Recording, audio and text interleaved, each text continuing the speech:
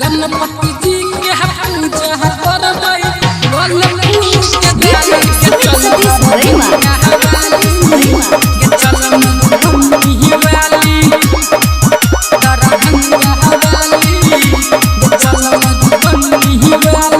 अभी आप सुन रहे हैं प्लानिट म्यूजिक की शानदार प्रस्तुति। गणपति जी के पूजा करबै गणपति जी के पूजा करबै बोल फूल के डाली के चल दरभंगा वाली के चल मधुबनी वाली दर्शन करैला गोरी लागल छे बहुते बड़का भीड़ के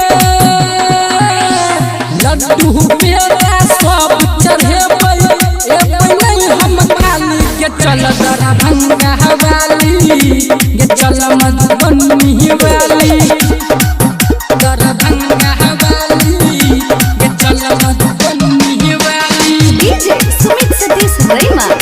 अभी आप सुन रहे हैं प्लानिट म्यूजिक की शानदार प्रस्तुति। गणपति जी के पूजा करबै बोल फूल के डाली के चल दरभंगा वाली के चल मधुबनी वाली।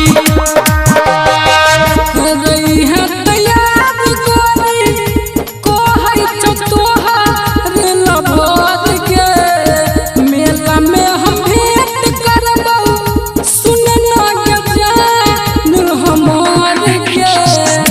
रही है तैयार गोरी कहै छौ लभर के मेला में हम भेंट करबौ जान हमर के।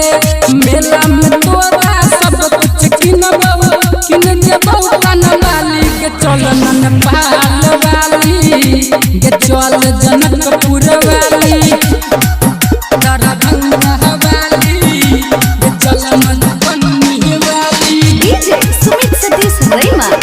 अभी आप सुन रहे हैं प्लानिट म्यूजिक की शानदार प्रस्तुति। गणपति जी के पूजा करबै बोल फूल के डाली के चल दरभंगा वाली के चल मधुबनी वाली।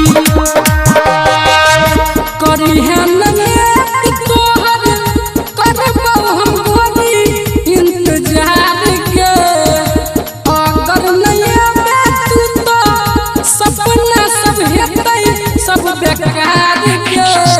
अगर नहीं आबे हमर सपना बेकार के तोरा खातिर हम करबो इंतजार के।